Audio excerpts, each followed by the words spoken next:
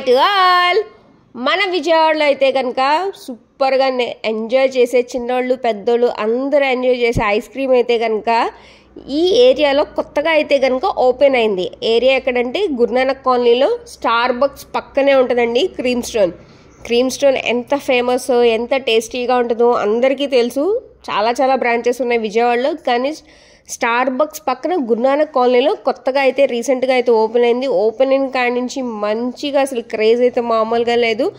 Weekends కానీ Sundays కానీ మంచిగా వచ్చి హ్యాపీగా ఒక ఐస్ క్రీమ్ కనుక ఫుల్గా తిని ఇంటికి వెళ్తే ఆ మజానే వేరు. ఆ వీకెండ్స్ ఎంజాయ్మెంట్ ఫుల్ఫిల్ చేసిన వాళ్ళు అవుతాం. క్రీమ్ స్టోన్ ఐస్ క్రీమ్ తింటామంటే కనుక కంప్లీట్గా ఫుల్గా తిన్నామంటే కనుక.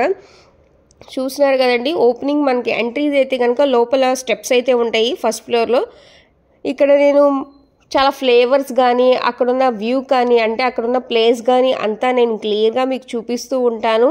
అట్ ద సేమ్ టైం మీరు పైకి వచ్చి కూర్చొని తినక్కర్లేదు, కింద కూడా మూవింగ్గా చాలామంది ఫ్రెండ్స్ తోటి అలా కింద అంటే ఆర్డర్స్ కూడా తీసుకుంటున్నారు. ప్లస్ కింద కూడా కూర్చొని తినేసి వెళ్ళిపోతున్నారు అనమాట. పైకే వచ్చి సీటింగ్లో కూర్చోవాలని లేదనమాట, ఎవరి విష్ వాళ్ళది.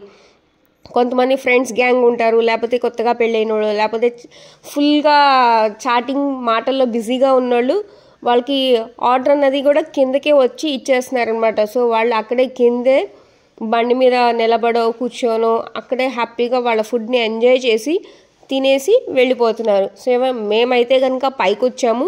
సో వీడియో అయితే తీశాను, చూస్తున్నారు కదండి. నేనైతే కనుక డీబీసీ ఆర్డర్ చేస్తున్నాను, strawberry ice cream. And pizza అయితే మాత్రం ఆర్డర్ చేయొద్దండి, పిజ్జా చాలా వరస్ట్గా ఉంది.